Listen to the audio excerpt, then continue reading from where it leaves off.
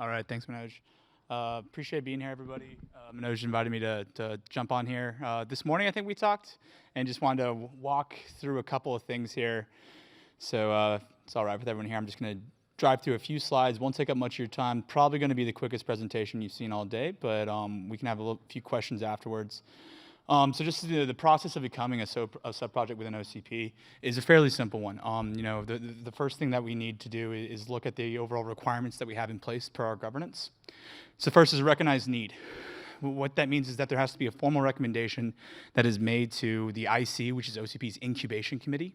That's our technical steering committee. It's composed of currently 15 individuals, 12 of which are elected from one of each of our top-level projects. You guys probably heard during the keynotes yesterday that sustainability is now a top-level project, so that is our 12th one. The other 3 rounding out that panel are all appointed by the board of directors. So once that recognition is made to the IC and or foundation staff, we take it back, we look at it, review, and in this case, there is clearly a need for SDM or CMS as the new terminology is. So we really are excited to see the graduation of this initiative from the FTI group over about, the last year, a little bit over a year, to now moving into a formal sub-project within OCP. So that's done. Second is support. A minimum of 2 OCP corporate members who will contribute to the sub-project and become key stakeholders. So we need at least 2 companies to come in and say, yes, we like this, yes, we'll be part of this new community, and we want to see this being driven forward. We have way more than 2 in this group here, so obviously, done, check. Lastly, tenants. OCP now has 5 tenants. I grabbed that off an old slide, so just like you guys saw yesterday during the keynotes, we now have 5 tenants. New sub-projects are going to have to meet a little bit more than 3 out of 4, which is a great thing. Impact, efficiency, scalability, and openness. Obviously, you guys have been listening to these presentations the last few hours here.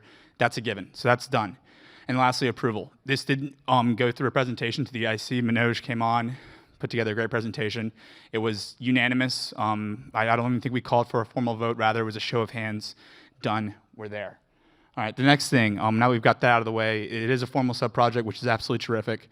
How do you get involved? How do you take that call to action that Manoj and others have given you? Well, in the next 24 hours or so, our wonderful IT manager, Kevin Kiefer, will have a full sub-project page on the OCP website.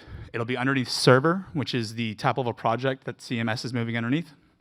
You'll be able to go to that URL there, jump on, and see a variety of different things. One is a wiki page.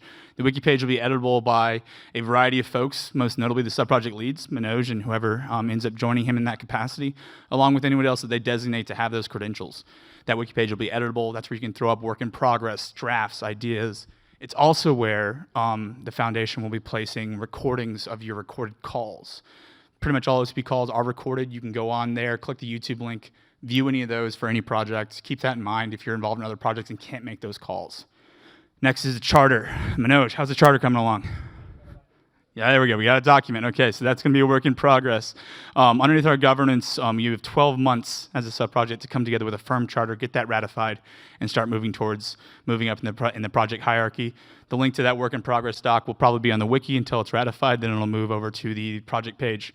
So project leadership, we're going to hook Manoj up. Actually, we already have with some OCP credentials, email address. That's how you get in touch with him. That's how you find things out about the project. If you can't get in touch with him, call me any time of day. Wake me up. I'll yell at him. He'll respond to you. It'll work out really well. And then lastly, mailing list. This is the most important thing that we can point to right now. And if you take anything from this presentation, it's join this mailing list. You cannot get involved. You cannot know what's going on if you're not in the mailing list. OCP does not spam the mailing list. You're not going to get a million emails a day, but you are going to get important news relevant to your project. That's why each different mailing project has its own mailing list. As of this morning, we were at 96 subscribers already in that mailing list, so that's great growth. That's really exciting. I mentioned the wiki earlier. As I said, the wiki is going to have call recordings, draft, contributions, sub-project information. Fun fact about the OCP website infrastructure, the pages that get the vast majority of hits, if you look at our web traffic analytics, are our wiki pages. We have a professional web development team. They're not working on the wikis. It's the volunteers. That's who's seeing all the traffic. That is the frontward face of OCP, is what you guys are doing as volunteers on these wikis. And then second most important thing to the mailing list is actually joining calls. Now that you guys are a formal subproject, your calls are going to be open to the public, which is great. You'll have a public-facing calendar on your project page. I just grabbed this, I think, from HPC there. It'll be the server formal project calendar. You can click on any of those calls, click the link to join, and pop in there. Whether you're an OCP member or not, there is no barrier to entry there. Manoj will know this since we had a little bit of onboarding already. We'll continue to do that. The only requirement for OCP membership when it comes to a subproject like this is that if you want to contribute, if you want to be listed as an author, if you want to participate in a spec or a white paper, something like that, you do need to be an OCP corporate or individual member. That way you're covered under our bylaws. Any questions? I know that was like drinking from a fire hose very quickly. I ran down here from the optics track, so I apologize. I'm a bit out of breath. Questions? All right, awesome.